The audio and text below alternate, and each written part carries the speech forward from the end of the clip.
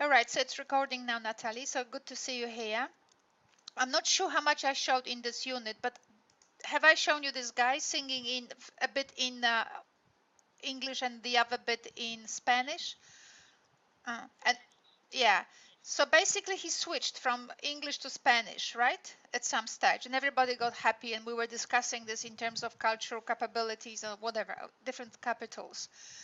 So basically what I'm taking you through, I mean, we will very quickly leave it, but I need to cover it because you need to know, I mean, part of my job is actually to teach you how to work with the curriculum in a constructive way as opposed to in a low level way, right? I want you to actually understand the best bits of the curriculum rather than actually reduce yourself to, by week 1, students have to be able to introduce themselves. By week 2, students, you know, it's just like a, what they call it, a banking model, where every week you add another word, right? So by the end of 5 weeks they should know 5 words, but it doesn't work like this. The brain doesn't work this way. And if we want to actually get kids interested in what they do so that they actually don't fall asleep or don't hate us, forget about even them liking Indonesian. It's just for them not to actually throw bricks at us as we go past. We actually need to make it actually entertaining and somehow engage their brains in it. So the little exercise I did here, I noticed that I keep calling cultural capital, which is from the French sociologists, I keep calling it educational capital, but actually it's a cultural capital, but it's just my little problem. Anyway, so it doesn't matter. And I wish I didn't have that issue I have now. But so what I wanted you and me to do today, or even if nobody else came, I would have covered that. What I wanted to do is for us to actually see how it all relates. So we've got these capabilities which are in the curriculum. Then the curriculum does other things. The curriculum actually, if you look at the, got lots of things open because I do research at the same time. If you look at the social capability, okay, so you've got, we will come back to that circle here, but what you have here is self-awareness, self-management, social awareness, social management. So these are the organizing 4 elements. And then within it you have self-awareness, recognition of emotions, personal qualities and achievement, understanding themselves, developing. So self-awareness, basically self-awareness and the awareness of other, of the are actually related because we spoke about it. You gain an appreciation of others as you appreciate yourself, and vice versa. As you appreciate others, you learn to appreciate yourself. So it's this sort of like dialogic relationship. You can't appreciate others without appreciating yourself, because then you don't appreciate them. You just there's probably some other thing happening. I'm not a psychologist, but I just don't think it's that clean. I think we want actually to have the self and the other in relationship with one another. And then self-management and social awareness and social management, they should actually be organized a bit differently. But I am mainly interested in these descriptions. Express emotions appropriately and all of that. I want you to actually have them, like when you design a unit of work, I want you to have a little slide where you actually write them all in your left column. So you see them, you are aware of them. And it's very important because we are educators and we're not training children to act out Italian. We actually want them to be global citizens. We also educate them for as human beings. So that's why we have the whole range of personal traits here. So I want you to have them all on the left side of your little, the slide or something, keeping in mind. Now, if you browse down and you look at the examples for each year, they're only examples. They are not, and even once you get to level like here, which is the particular curriculum outcomes for, the lowest level possible, they too are just examples to give us an understanding of the range. They are not just, the topic of a lesson. So while you actually are guided by the 4 components, then you look at the bits and pieces of that actually the big components include. And then you might actually look down further, but you need to be aware of the hierarchical structure in those capabilities. So we have them there. So I can scroll a little bit. I know that it looks awful on your screen as I'm doing that, but I want to come back to them. So social management, social awareness, self-management, and self-awareness. So they are these. So these bits here, the 4 bullet points, is that counts. Develop self-discipline, work independently, and show initiative. All of that.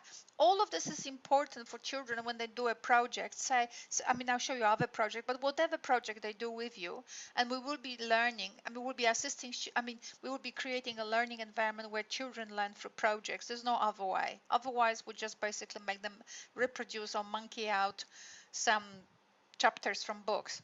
So basically we want them to creatively engage in projects. So show initiative. So obviously when they actually create projects with us, they will be showing initiative. They will be working independently and together, because as you work in groups, you have some work has to be divided between individuals, and some work has to be actually and then this work needs to be evaluated by the group, and then decisions have to be made.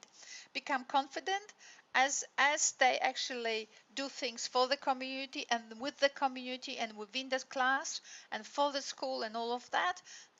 They see that their work is valued, therefore they grow confident. Resilient doesn't mean that they necessarily we have to teach it. We just don't break the students, right? They see that there are other options, always other options. So creativity and resilience really come together. Critical thinking, resilience, and creativity. There's not, I mean, very often, even in my own work context at CDU, particular people may not agree with particular direction I want to take, then I look for another one. I look for another one. I don't go to the corner and think, oh, this person is not agreeing with me, therefore I might just get depressed, right? No, there will never be a situation everyone will be. So it's about being critical, creative, and therefore show initiative, not once, but say if people don't like this way, maybe we'll do it another way, and so on. So all these things, and project a framework of the project allows for all these skills to be present. But now for us, as we design activities for students in a unit of work, so that's what we're creating. We're creating a resource, a resource that we can then take into the classroom and use for teaching children, for supporting children in engagement in some project. So we're creating a resource that we can then walk into the classroom with it. And it's not a book, it's a resource. It will have links. It will have links to games. It will have links to, I don't know, whatever we will include in it, activities, um, so that students, so it will be an interactive 3D resource, enabling this 3D kind of work as opposed to a chapter in the book. And as students engage in the project, all this, the project will call on all these skills. Contribute to civil society. Look at this, it's all there, as easy as anything. Once we think of the ITK Center, once we think children interacting with another sister school and creating a website, or having I'll show you some other things, having a Pecha Kucha contest, I'll show you what it is, or creating an interactive map for the school, or for the city council so that people can find their school as they visit the town, or for the visitors information center. Every town has a little visitors information center. They could create an interactive map. Nobody really cares about those maps, but kids do, because if it sits in the tourist center and people can go and click on things and have a look at it, it's lovely, and everybody is proud of it. And understand relationships under the social awareness. Obviously, it is not about between you and me, like two people, but it is understand relationships, that there are different types of relationships, and also that you manage relationships, not according necessarily to what your expectations are, but to your creativity and taking initiative and resilience, which means you continuously work towards the positive outcome. Not necessarily the single outcome that you had in mind, but actually you expand you become creative with the way you want to go around your outcomes. So it's not just one way. So you learn about working with people. Project structure allows for it, a textbook doesn't.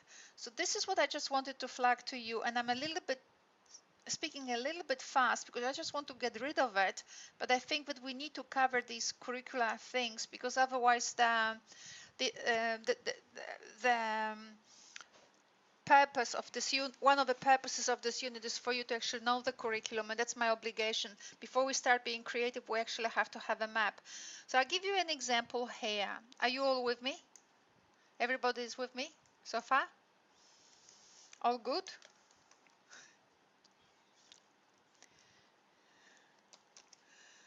All right. So we were looking, all good. Okay.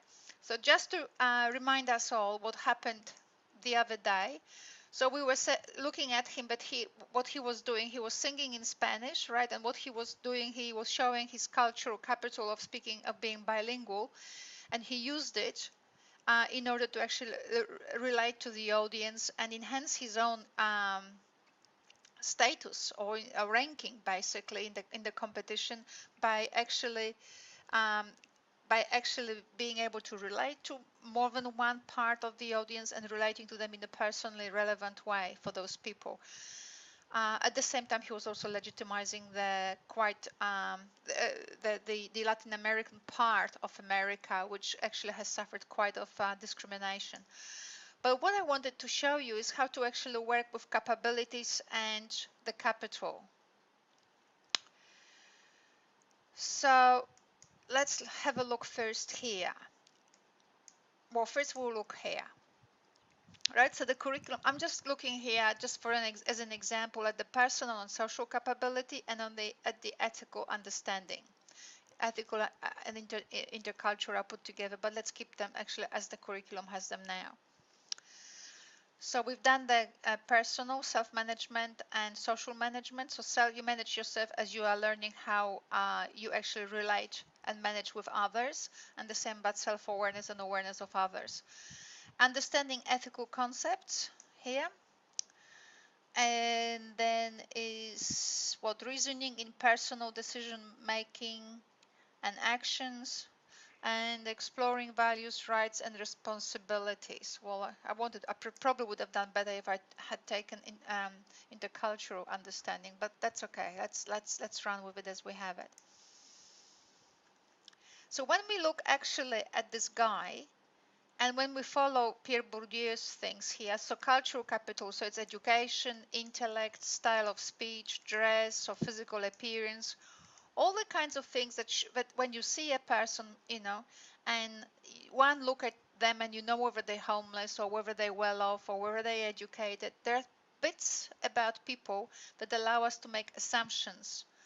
Sometimes you can see a guy just dressed in a very casual way, but the casual things he or she is wearing, right, are not necessarily the casual things we would be able to afford. And then there are homeless casual things that people wear, right? So you can straight away see the difference between you and I wearing a casual dress and then someone, say, who's homeless, who can't afford um, anything other than, well, it's not even casual, it's really a homeless dress. So so basically there are particular, in this here, particular things about one's cultural capital. And then these people take action in order to actually make social connections and also exercise symbolic capital. So what I was thinking here, if we looked at this guy and we looked at his if we were to describe him in terms of the culture, you can see that I have removed social capital and the capabilities. I have removed the capabilities first for us to actually analyze him through the capital first. So what do we have? In terms of language, he's bilingual. In terms of dress, he's casual but elegant. In terms of style, middle class. In terms of appearance, just a good-looking, handsome guy. Clean shaven, all these things. So he's not trying to talk. It's a different kind of clothing than if you wore a bit more satanic dress, like some pop musicians do, or whatever. So he's a bit more, what would we say, in terms of the social in terms of okay. So that's what we know about him. So culturally, he has all these appearances of kind of a middle way, um, middle range, right? So he's not actually shocking anyone. He's not there to shock. So socially, he's therefore trying to appeal to more. Um, so in terms of a social capital, his cultural capital enables him, the kinds of things we described allow him to actually um, relate to this middle range kind of people, right? Less idiosyncratic, kind of what we would consider everyday, normal, someone it's easy to relate to, right? Nothing really too idiosyncratic. And in terms of a symbolic capital, what do we have here? I think in terms of a symbolic capital, I think that he's basically what are the resources available to him, but what he's trying to do with his appearance and with his style and with his talents, what he's trying to do is to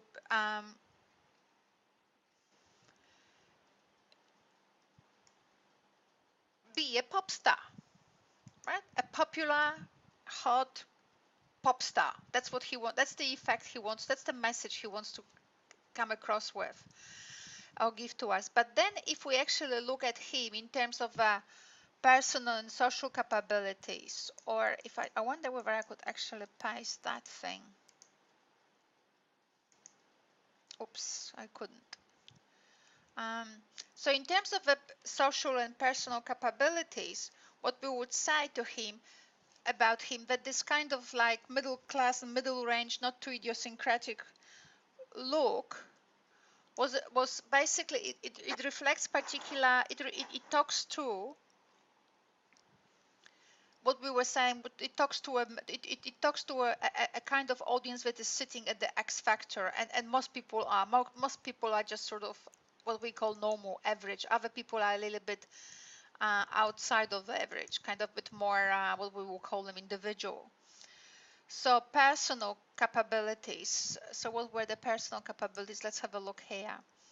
So self-management, what he's doing here is appealing, so social management, he's actually, through his style, through his dress, through his, by being bilingual, he appeals to, so self-management, he's actually reading himself through and projecting himself in that sort of middle range sort of way, and he's appealing to that kind of people. And self-awareness, so what he's doing here through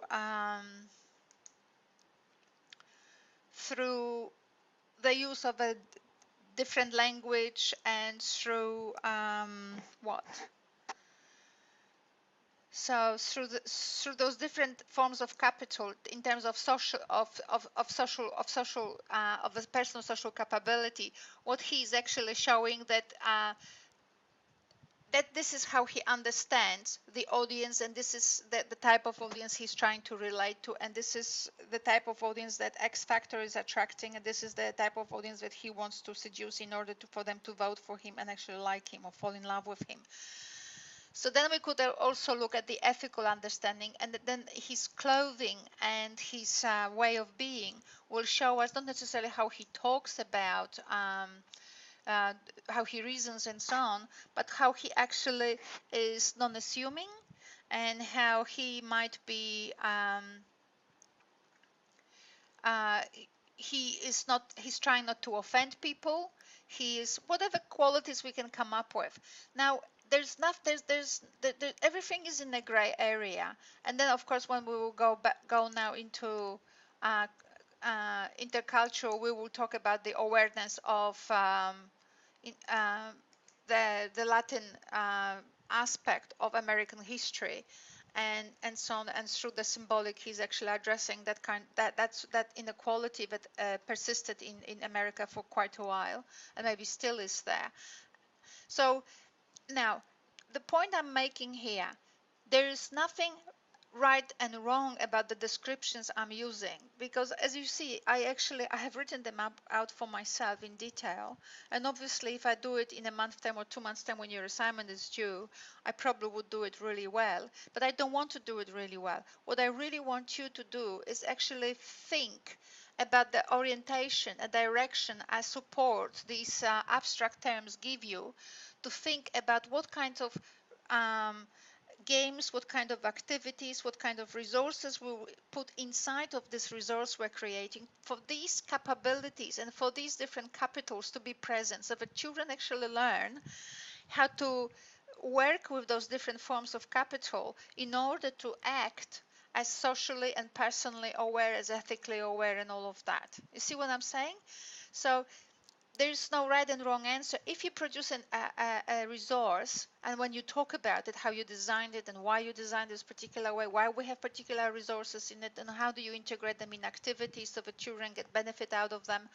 And if you say because it allows them to learn 10 words um, every week, that's just not on.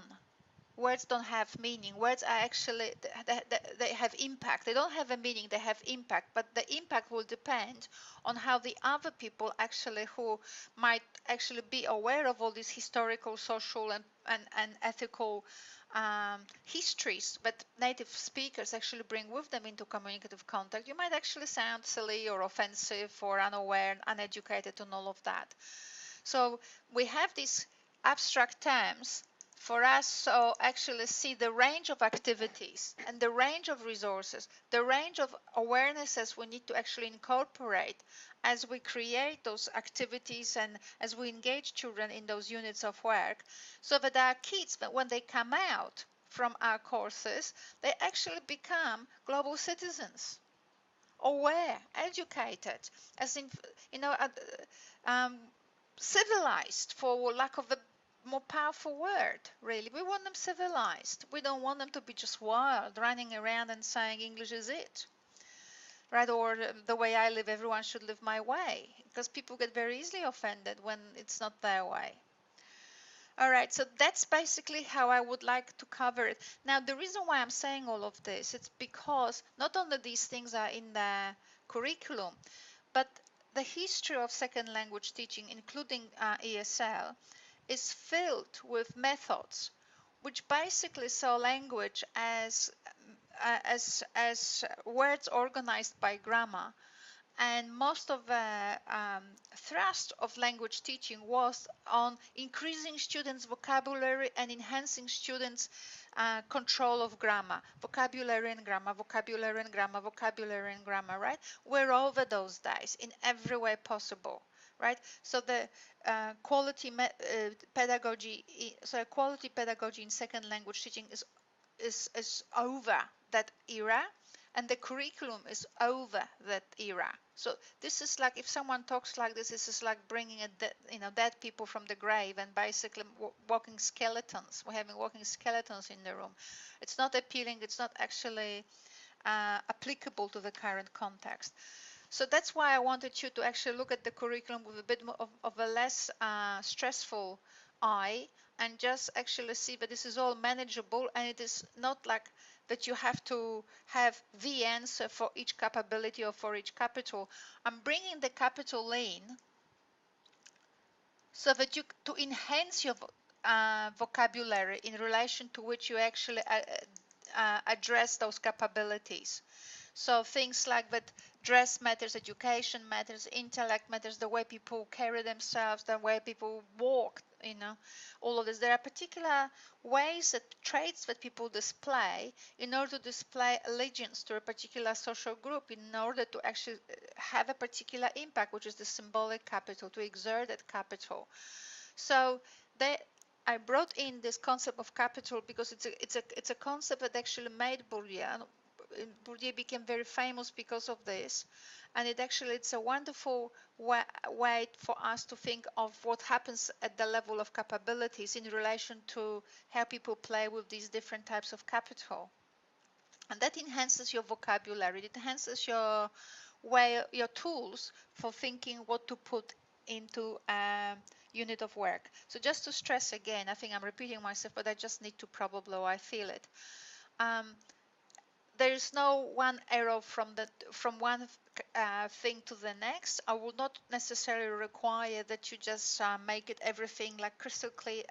I mean that there's just one answer, but I want you, when you actually justify your how you design your resource and what is it that you want to achieve through it. I would like you to use those terms so that I can see that you can actually work with the terminology of the curriculum in a constructive way. That's what I want to say.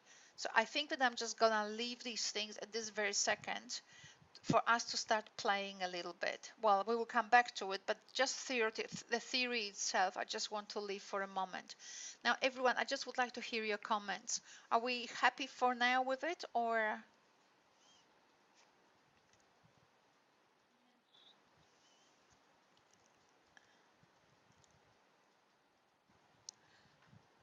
Okay, so when we talk about the Chinese people and whatever, we analyze a number of things which come into play in or Indonesian people which come into play in a communicative context, not just words and grammar. That's very important. And that our people, so for example, I was myself exposed to some Indonesian communicative, or my husband basically was interacting with a lot of uh, powerful people in Indonesia, and we had to learn how you sit, how you hold your hands, how you, if you are uh, showing off that you are a boss or in control, or that you are under someone in a different layer in the strata, depending where you find yourself. So we had to learn how to actually manage our bodies in order so that the, the different types of capitals were working together so that we would actually have a desired impact. So we were learning all of that, which was quite interesting.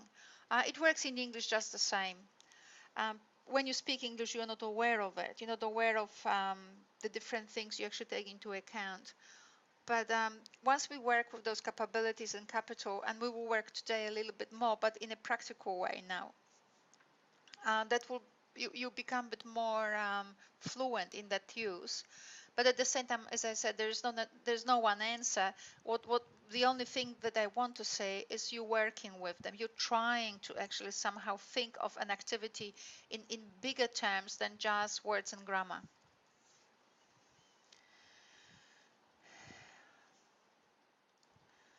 All right. So what we did last week, we were looking at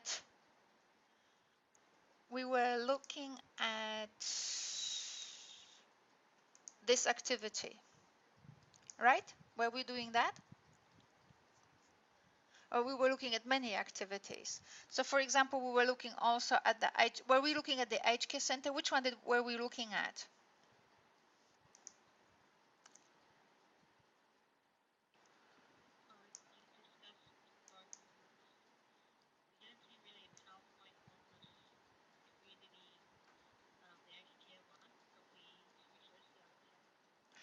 Okay. Well, with the HK Center, what I might just basically say is when we are creating a project, right, for we're designing a resource so that it can help, but we can use it. We create a resource in order to have information handy as we actually engage with children in the project, right? We want to have a resource so that we don't actually go like, oh my God, how I'm gonna help them with understanding this or comparing this with that when I just don't have any tools, right? It's just, so we need a resource. So in the past we didn't have resources of this kind, so that's why people relied on textbooks.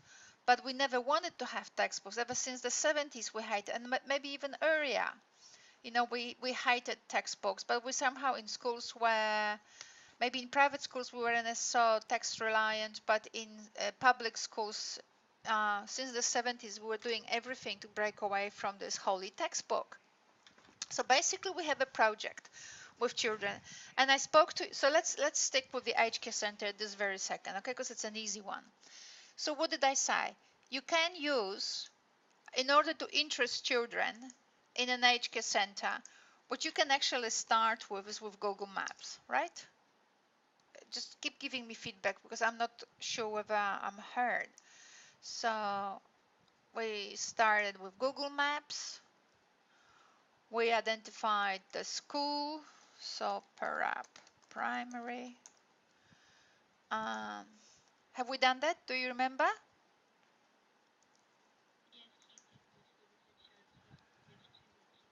Yeah. So that's what happens. And then children were exploring it. the environment, and you were getting them interested in the community. And it doesn't mean that you actually focus only on the aged care center. You might actually find a number of, depends how you design your unit of work. I will probably at this very moment just start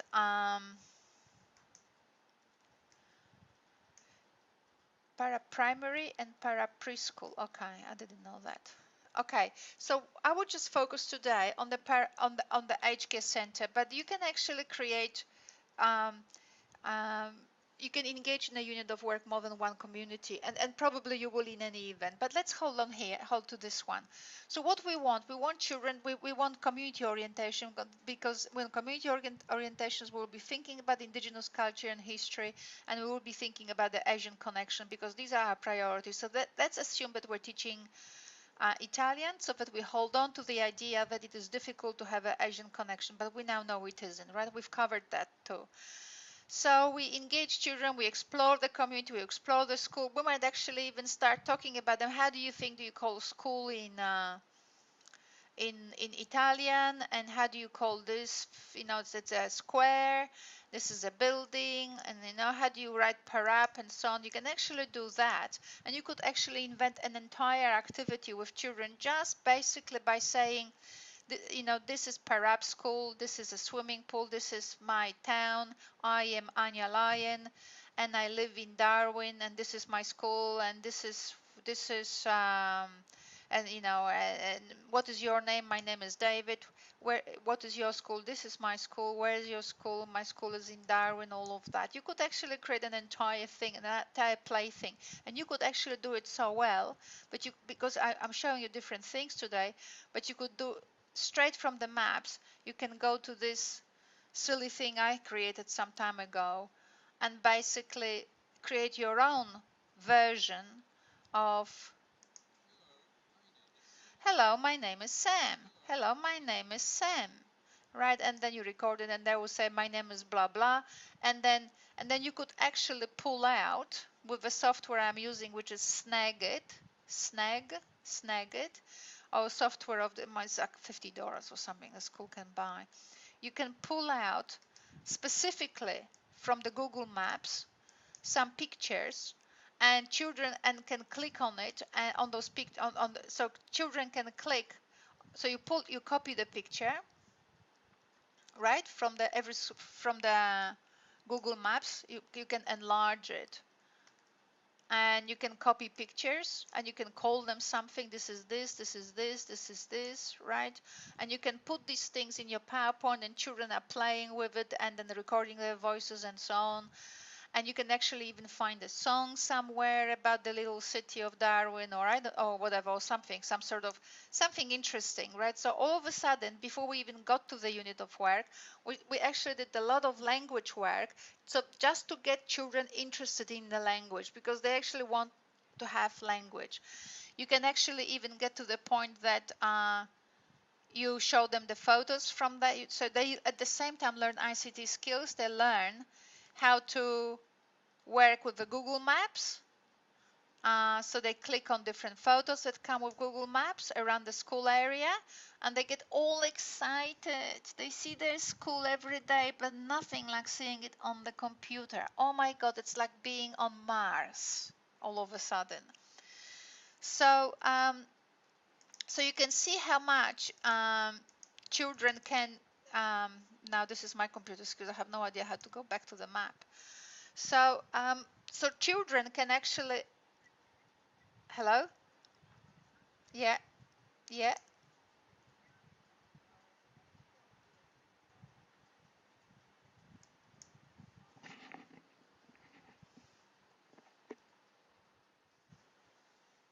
Yeah.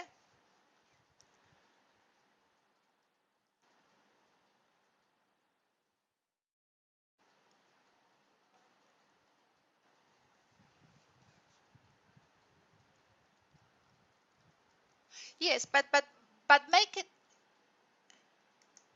it interesting. Make it interesting rather than have, this is your auntie, and this is your auntie of auntie, and this is an uncle of the auntie. I mean, after a while, everybody falls asleep. create a project out of it. Make it a map. So just wait. Create a map. Show them where you live. Let's find where the auntie something or whatever lives, whether it's in China or whether it's in Australia. I don't know. So move them somehow. So there is a movement. There is this.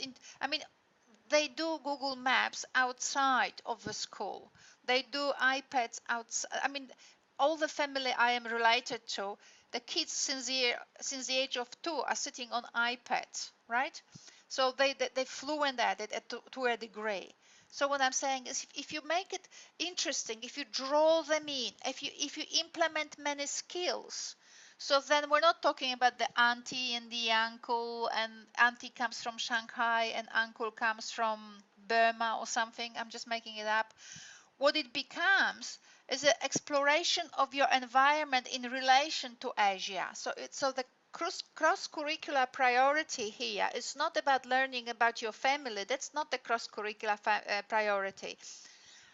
The cross-curricular priority is actually understanding the big world, how we relate. So, and the cross-curricular priority actually says the working of Asia with Australia. They use a particular word, I can't remember, but it's about the relationships between Australia and Asia. It's not about Asian uncle or about Asia. It's the relationship. So you say, we live in Parab, and if we go from Parab, if we want to go now, show directions. So this is Parab, and now we will want to go to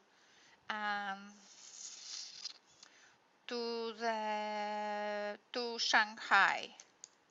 Oh my God, how do we go there, by car? Let's see what happens. And they go excited because, oh my God, from Parab to Shanghai. And you can talk about it. So the aunt says, let's assume that the auntie lives or used to live in Shanghai. I mean, you never ever, you might think of Australia and China, but you never ever think of Parab School and directions to Shanghai, right? That's just so personal, because the idea is for learning to be to create a learning environment that is personally relevant to students. And you can only do it by bringing a lot of skills in, and also working from the student and through different skills. So here, you know, while you are thinking auntie and uncle and the history of Shanghai, or the history of the travel to Australia, I'm making it all up, I don't know, but but it has many components. And that's why curriculum comes handy, because curriculum says, you know, relationship between Australia and Asia. Well, that's the relationship between Parab and Shanghai. I mean, who would think? Let's make it smaller to be more visible. Right, let's make it bigger. And kids are learning how to manipulate the map. Let's make it even bigger. Oh my God, it goes through the Philippines. You know, so the family to come from Shanghai to Australia had to travel. So it's still, you know, so you can learn, so you can create a PowerPoint where you, after the children introduce themselves, you can actually copy the map of, I can't do it now because my software is busy recording the movie, but you can record the globe, you can actually capture the picture that I just showed you and create a slide, put the globe here, and you know, and you can put in Chinese and in English, you know, in spoken. So you actually record you insert the voice here, and you say, you know, I can't do it, but in Chinese it says, find Shanghai. You know, find Shanghai, and you say it and you record it actually in Chinese. And so kids click here, and then there's a clapping there if they get it right, or you know, because every time they click on something, if they click on Shanghai, so you make Shanghai. So let's assume this is Shanghai. Here they clicked on it, they got it right. So every time they click on it, clapping comes up, because you can put underneath underneath each button you can add actually, so insert a sound, and it could be clapping, and they got it right and they get happy. So as you were first talking to them and exploring with them in Chinese and so on, then you want to actually somehow save that knowledge in their heads so that they can actually work with this knowledge away from speaking and searching, with text and exercises. Right? You want text, you want some exercises, and then you will want to broaden it a little bit with different games so that they can, I don't know if I have any games here, I have stupid games here. Right, I have very stupid games here because that's how it happened to be. Oh, look at this, I got Chinese exercise here. Let's have a look what it is. So you might use some exercises to actually for students to learn things, and some exercises to actually for students to expand further beyond what was covered in I don't know whether I don't know what's happening. Maybe it's not playing the game because I'm recording, but there is a game here. Irrelevant. But you can see my point. The point is first to actually engage them somehow. You want to engage them. Here, look what I did to engage children. These are different games. If you might recall, this is a geography game. This is a frog jumping game, and this is an egg game. But you don't have to. After you've done all this exploration, where Shanghai is, where Australia is, and you played with them and you've spoken to them about how I just need to stop. How people traveled by boat and all of that. So this is really interesting things and so on. And then you go to a resource that actually guides you through the steps and activities of the lesson. So first you had steps which were about engagement and showing people and discussing and starting to introduce new language and so on. But then you go to something which is more able to teach children to actually solidify what they have seen. So, hello, my name is blah, and people say my name is blah. Then they search the map. This is this, this is this. So this is what we just did, but now we do it in a more focused way. Then you give them some activities that are still about searching for Shanghai or for identifying aunties and uncles and whatever else you want to do with the history. Mind you, remember it's gonna be so kids are actually playing with it, and then you say to them, what will we do with it? What can we do? Because you've done the engagement. So, and you could say, well, maybe we will create from all these photos we have here or whatever, maybe we can create a little movie. Oh my God, we will do the movie. This is gonna be the hottest thing on the planet, right? And that's the achievement bit, right? If you finished your class, so I often say, your design has to have a project, support. I just showed you support. This time the lesson 1 is about engaging children. That was basically lesson 1 and 2, in fact, what I just did. Lesson 1 and 2 was actually about engaging children. So you create support materials that enable you to create a lesson or two which engages students, introduces them into the project, and the first lesson of the first 2 hours finishes. Every lesson has to finish on a high. So people feel, oh my God, we've done all of this, and tomorrow we're gonna do, or next week we're gonna do a film, a movie about my family. This is just great.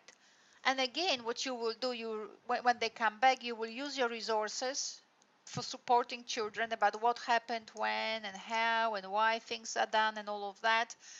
And every lesson will have, in curriculum, people talk about what do they use? They use a different word. They talk about explicit teaching. I don't like the term they use, but really what I would like to use as explicit teaching, what I would like children as actually to feel that they've learned something and we can move on to the next thing next time we see each other. So they're aware what was covered, and they're aware that they've achieved something, they felt they were learning, and they know what will come next, right? So that's the kind of structure I'm seeing for a resource to support a child in Chinese, the child who is not in a school, but the way you see it is to learn about the history of the family. But the way I see it is about learning a number of skills that to a person who is uneducated looks like, oh yes, they're learning about the family's history, but the person who is educated will see that you have integrated a number of these capabilities, these social skills, these educational skills, so that when they actually do a movie about their own family, it covers a number of things. So for example,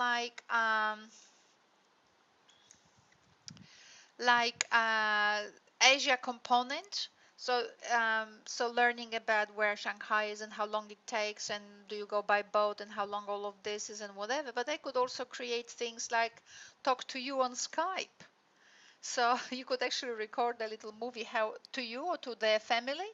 They could actually talk to them on Skype. You could create a little Skype session with them.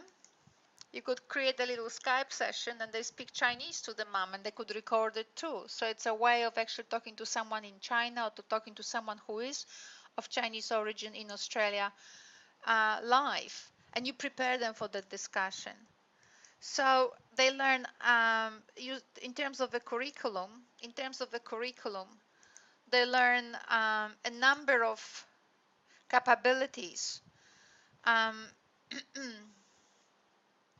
They learn how to be creative because they're going to create a movie. They learn about they will be critically assessing what goes in, what goes out, what is important, and how to actually design the movie and how to make it like a movie. So you will have to show him or her, your children, how movies of these types look like and how movies of different kind look like, so that they can actually make educated guesses. Right, and they will be learning about information technology. They will be learning about being creative and making critical choices. They will be learning about themselves, about others. They will be learning how to think ethically of things like people changing countries and changing as a result their ways of living, and taking account of different ways of thinking and feeling. So as you can see, even what might look to the person from the outside as a simple thing, I want my children to learn a little bit about the family, it's not a simple task if we were to be consistent with curricular requirements. And we need to be, because this unit, large part of this unit is about actually you learning how to work with the curriculum.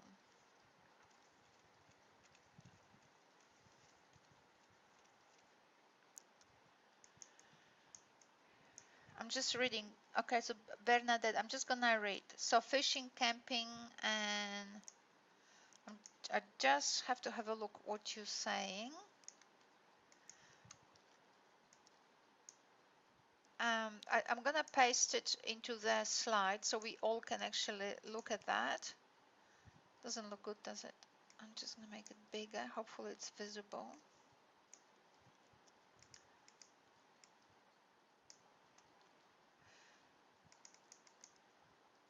It's not visible. All right, so what you were saying is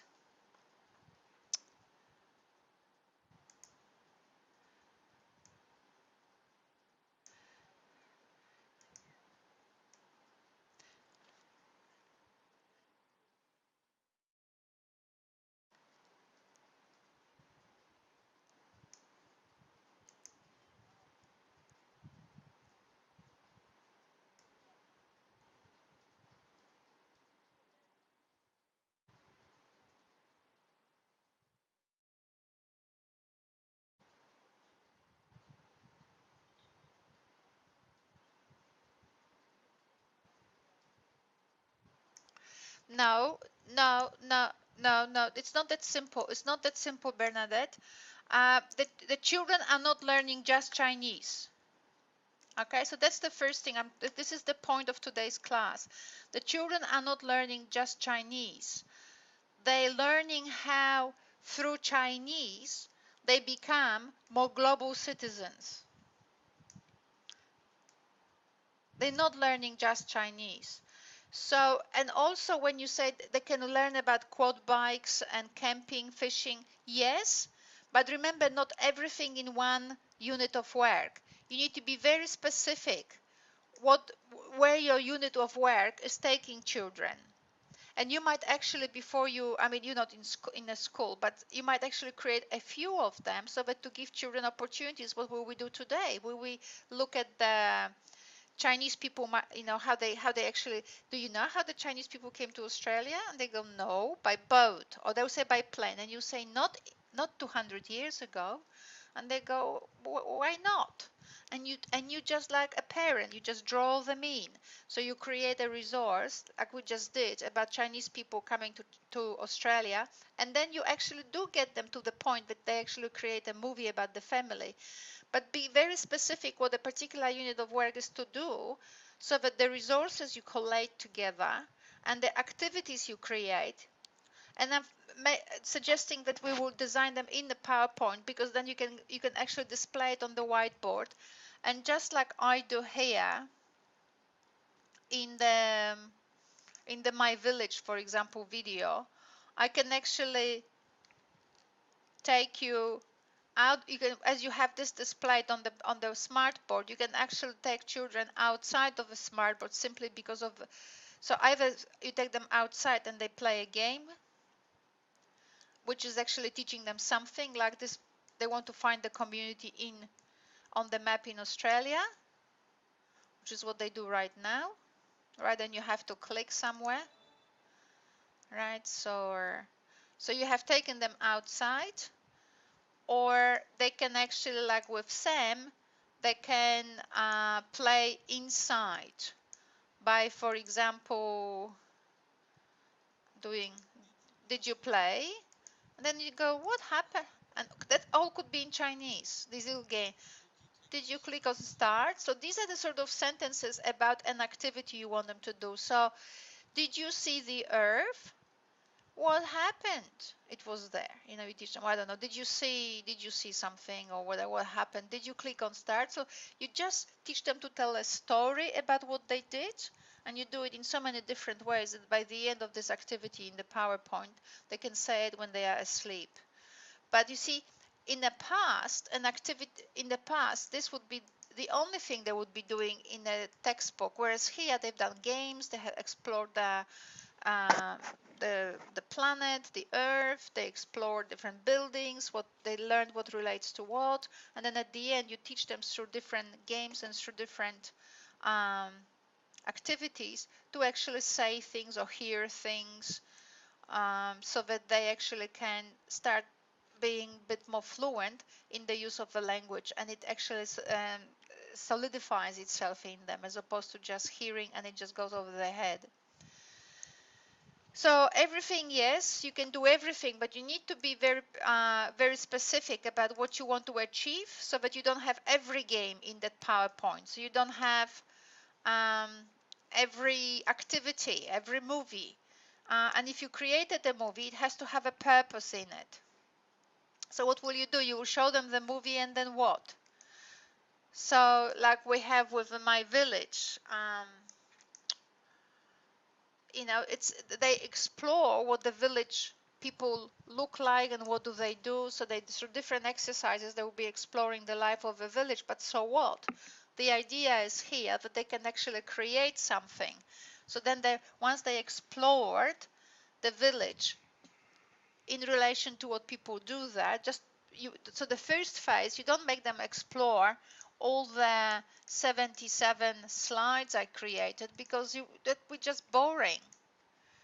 What you do, the first lesson is really about supporting children.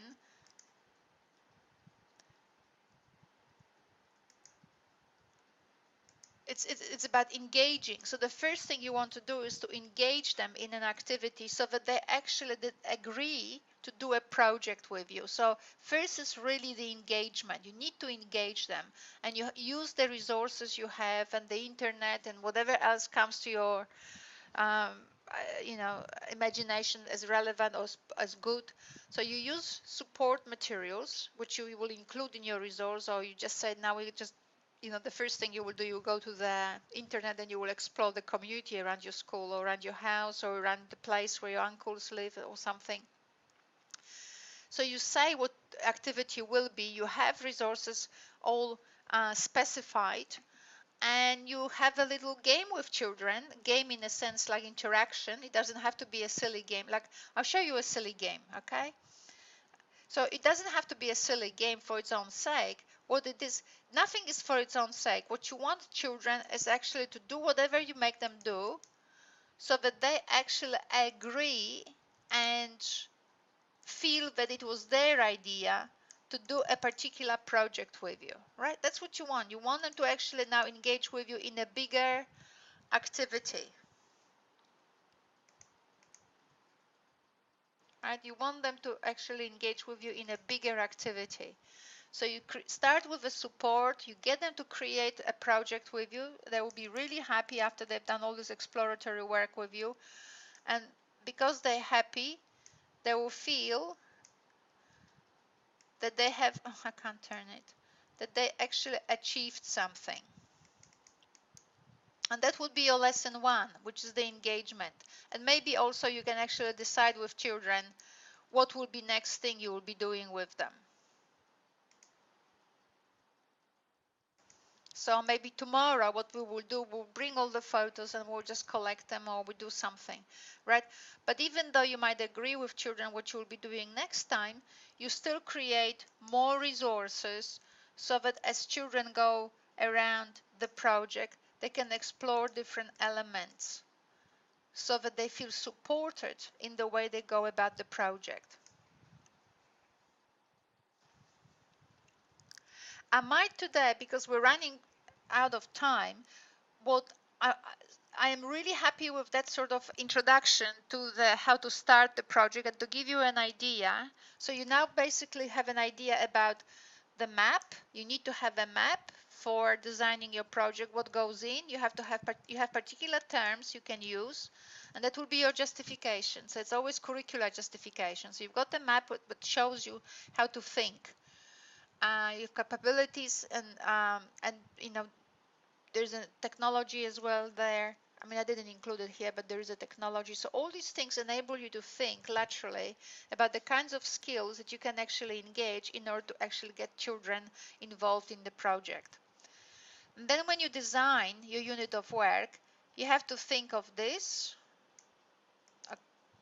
priorities, and then you think of how to actually now start creating the first lesson. So the first lesson is about engagement, and it finishes with evaluation. I do it a bit differently than they say in the curriculum. It finishes with the evaluation, because once children were supported with you by you and explored the internet and found Shanghai and then found Parab School and they explored their surroundings, then you need to also take them through some more focused even in the lesson one. So you might actually cut the lesson one quite short, because I do want you to take them through a little bit of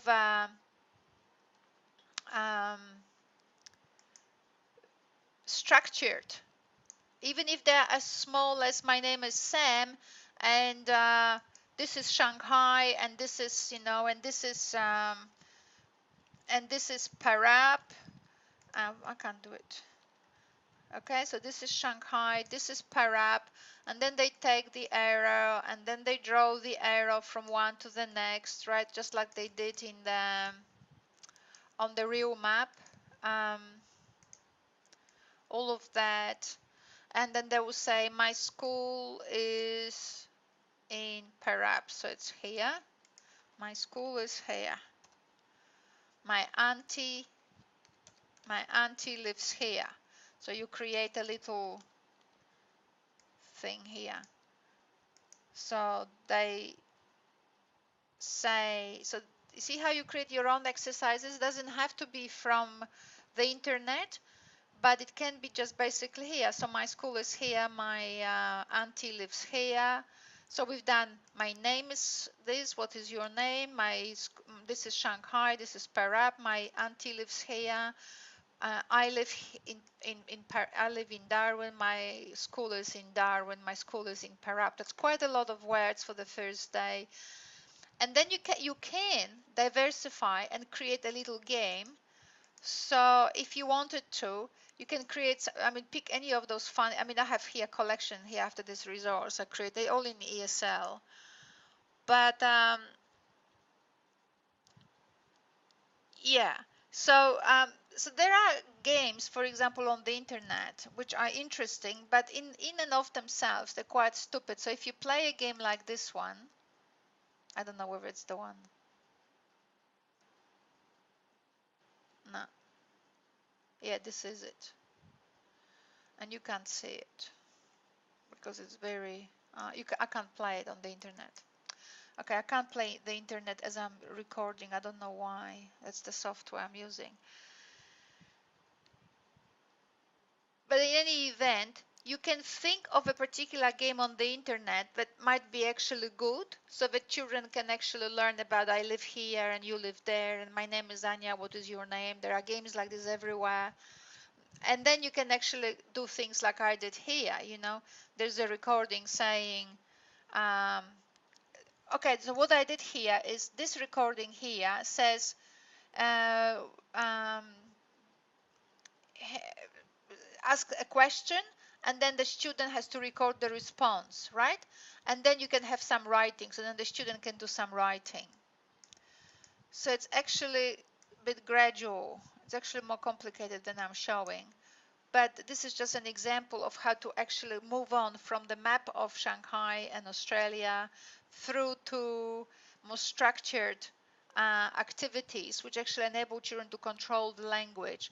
And then we will move to something like outside then from the student, away from the student now, and actually think of creating a movie about the family from Shanghai, and then we have to think quite in a structured way of how we can do it interactively with collaboratively with other children. So if you have one or two, or we have to think of other children because we're actually thinking this is the unit for preparing students for school, so I have to do that. So we were interactively exploring an environment, relationships between people, places. We then brought it to a local, which is do more focused work, where children start actually using the language and also using the language they were using in the engagement phase, so they get more acquainted with it. And we might even create a game that it actually even more reinforces, created ourselves, like I did here through this, or by using actually games which are on the internet. And then we need to go back. We need to go back to our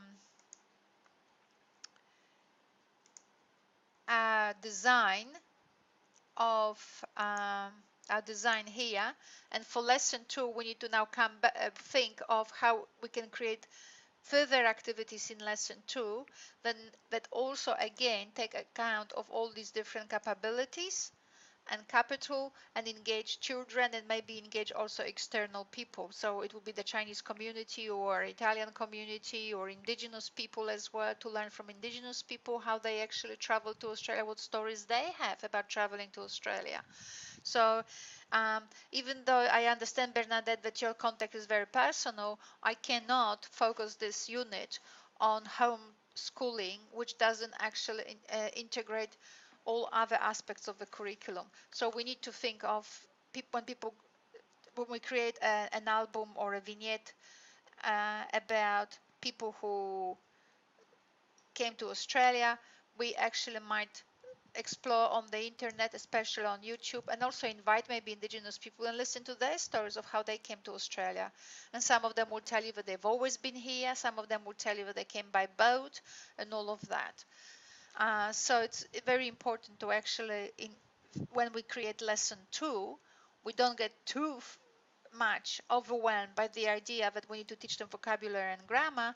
We go back to our capabilities and capital and start thinking, and also in cross-curricular priorities, and also the ideas, I mean, as a result, ideas about collaboration and working with groups and working with external groups and doing things for people and being visible outside while also making the outside visible. So we have to think about all of that in lesson 2 and design a smart lesson 2 and then smart lesson 3 and a smart lesson 4.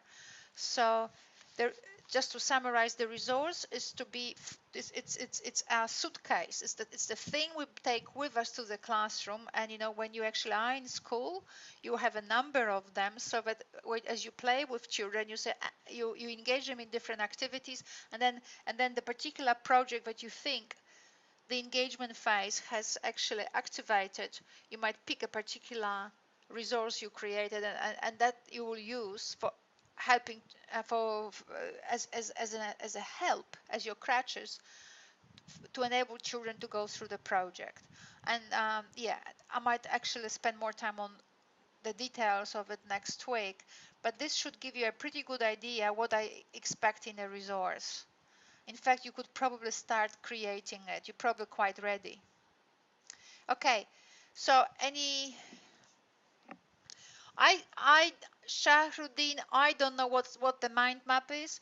I find it very schooly. I don't understand mind maps. I don't know what it is. I mean, of course I've seen them, right? I don't know what it is, and I can't see a mind map here. You can, with children in groups, as they are about creating the vignette, right? Once they decide in lesson 2 how to that they will in lesson 1, they decide that they want to do a vignette of some sort for an HK resident. They might actually together think what they will put in here and how will distribute the work between them and who will do what. So some planning is necessary, and children need to plan. It's part of the capabilities. They need to learn to plan. So in that sense, but you see, it's not a mind map where I see school teachers coming to my classes, to my training, and saying, well, in lesson 1 I will front up with the book, and then I will say to them, we will do a vignette, and then let's brainstorm. But you can't do that, because you have children from different countries. They have nothing in their brain. You know, like what I mean by that is, children, when they're in class, they're not children, they like us smaller. When I have students in my lectures, when I ask them question, they look at me like, oh my God, I want a coffee, or I didn't have lunch, or I'm just too tired. So, you know, I don't find my students in my lectures jumping out of seats and wanting to do mind mapping or brainstorming, right? So what we need to do is first engage them, interest them, show them possibilities. And then once they know where they are going, they are ready to do the plan. And they'll go, okay, guys, we're here, we're doing this, we're doing, they already have gone to the HK Center, they have met the person for whom they want to do a vignette about their life. They have spoken, you have already actually taught them how to talk to this person in Indonesian or in Italian, right? And once they actually have got, so imagine how much is actually you've gone through, like maybe 1 or 2 or 3 lessons before they actually saw the Indonesian person in an aged care center. You might have even taught them a song in Indonesian, because once they go and visit an an aged care center, they might actually sing 1 or 2 songs for them in a language that they are studying, right? So you might have even covered that before they actually sit down with each other in the group and say, okay, we're doing the vignette, and now we're doing what will go in and how we're gonna go about it. And now they can't even so basically they can't actually do even the mind map. What they will do, they will explore the resources you have given them for them to actually see how they can use those resources in order to create a vignette. So the mind map will not be about what we will put in. They will explore your resources, and they will say which one of them in the group will focus on which aspect of the vignette. It will be more like planning rather than like what will go in. What will go in will be firstly the slides that will be or the photos that will be provided by an aged care resident.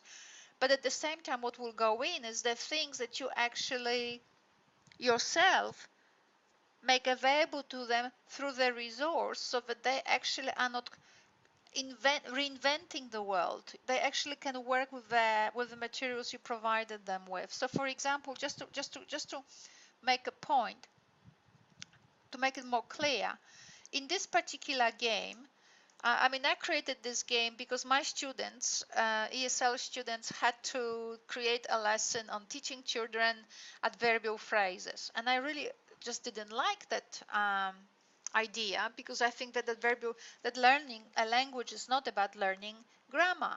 So I showed to my students how you can actually, make the devil happy and the God happy at the same time. So this actually game is about adverbial phrases, and you would have never noticed had I not told you. It looks very communicative.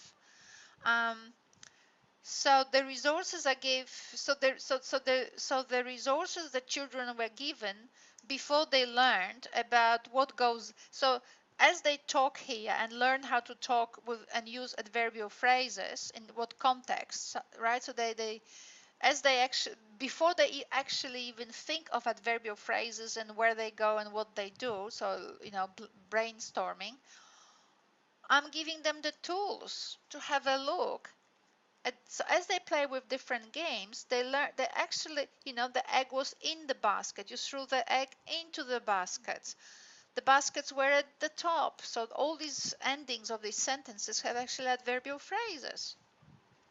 So you give children tools so that then they can actually see how they can then combine them and maybe expand them as well, but how they can combine them in order for their project to be great. So the idea of mind mapping, it's as exciting as it sounds, because it has a mind and it has mapping, right? So that both of them, these two words, are very exciting, except that mind mapping very much in the Western culture is mind, which means a middle class mind, because and usually the one that already is a dentist child, so has no problem in accessing ideas. It actually disregards all other children in the classroom who don't have the same concepts and will not participate in the mind mapping exercise actively with initiative and so on, because they don't have tools. And that's why I'm saying we need to, through resources, accumulate materials so that children can use them as building blocks, so that when they plan their activity, how they're gonna do it, they have actually seen the building blocks. And in that way, you actually ensure that all children participate on an equal basis. Otherwise, you front up in the school and you say, children, let's do the mind map together, and 3 children respond. Right? Because the rest of them either didn't understand the question, or they have nothing in the mind. They don't understand the Western game. Now, what do you want from us, really? They don't want to play your game because they're more creative and they find your game just boring, right? Mapping is always great. 3 lessons we had so far in LOTE, I think, and most of it we done on mapping. Right? It was mapping. How do you map your resource? How do you work with the curriculum to map out your resource so that you know what you will be doing in your resource? A very exciting thing, right? But how kids are gonna do it when they have actually not been given any tools? They need to see what tools they have before they actually engage in arranging these tools in something that actually will work for their project. So I would leave mind mapping at this very moment as a thing that we might actually consider later on what that means. But at this very moment, I would say, yeah, good for a group work. Once they've gone through engagement and once they've gone through they already know what they will be doing and they have explored the tools you have given them, then actually it's time to plan. And then they might actually, so I would use the less exciting term, because I think mind mapping was actually a term that a particular company used to sell a software that was like 10 years ago. I think it started, I don't know, maybe longer. So I would say activity planning sounds less exciting, less sexy, but that's actually what I'm talking about. It's group activity planning. And you know what? Because nobody actually produced the software for it, nobody knows how to actually do collaboration.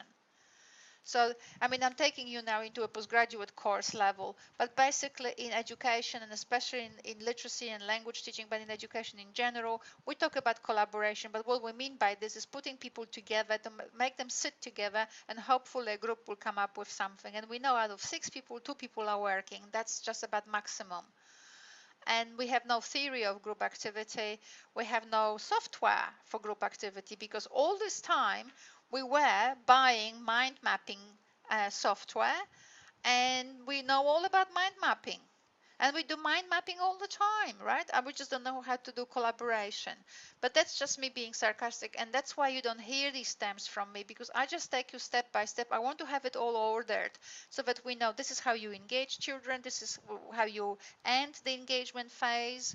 And so you engage them, then you do some focused exercises, then you excite them that now they have enough of tools that we could actually do something with it.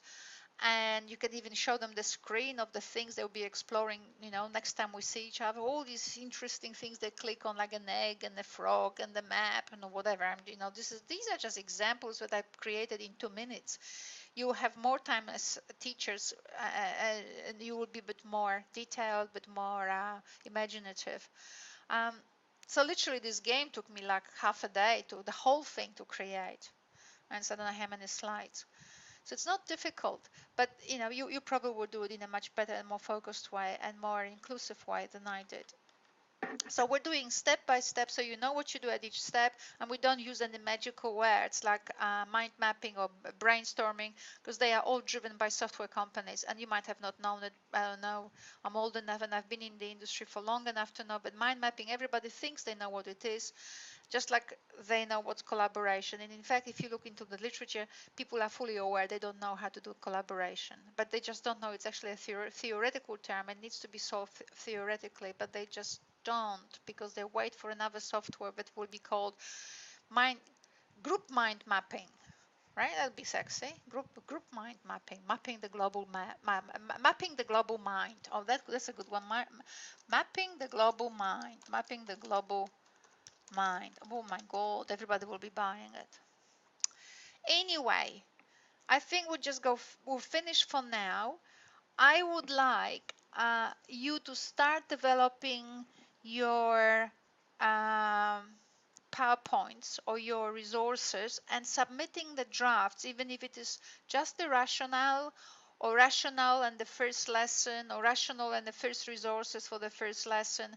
Start submitting them on LearnLine, so I can actually get out from this video and start giving you personalized comments on LearnLine, on the discussion board, so that we can actually, I can cross out things and say to you, goodness gracious, how did you think about that?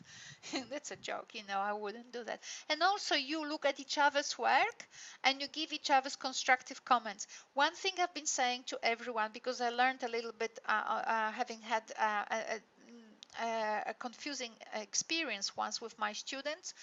When a student produce a really, really bad resource, and another student who was very, very good, but unfortunately she also had an amazing personality, and with her amazing personality she couldn't say to the student it was really bad. She said, I just loved the design. And it's a confusing, and it was a fail. So the student who got the fail was really had her expectations really high, and the assignment was bad. So we need to be right. Okay, Bernadette, good. See you later. But basically what I'm saying is, once you submit those drafts on LearnLine, we will be giving each other's constructive feedback so that we all learn, and I can see how I can help everyone through our work. So, lesson 1 and the rationale were pretty much there with it. So we have 1 week break or 2 weeks break. I have no idea. We've got some break. So that would be a good time to start actually putting things on paper and me giving you constructive comments before we move on to actually work with more detail. I think you have the SEMS games on. Yeah?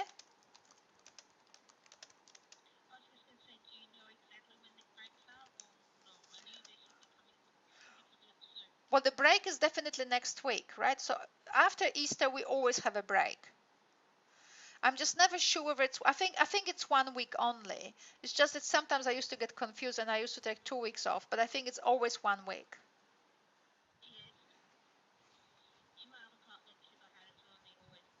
Yeah. Okay, that's what it was. Okay. I always get confused with that because I don't think of work as work, so it really doesn't worry me. I mean, I will be on LearnLine and I will make comments about your work.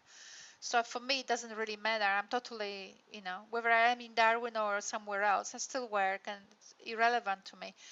But yeah, but so we have no lecture next week, but we might use this time for us to start actually produce these drafts so that you can get personalized comments as opposed to, and produce for each other comments, as opposed to me continuously talking and right uh, and just thinking you understand it and maybe not. So I would like to see how it actually translates into practice and you get confidence at it rather than meet the assignment in a month time and go like, oh my god, I can't remember what Ania was saying a month ago, right?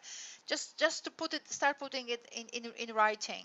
Yeah, and just build it up as we go. So you know the rationale by now, and you know how to start lesson 1. Honestly, the rest is just a game. I wanted to ask, you've got Sam's games in your modules? I think you do. You have this game with Sam.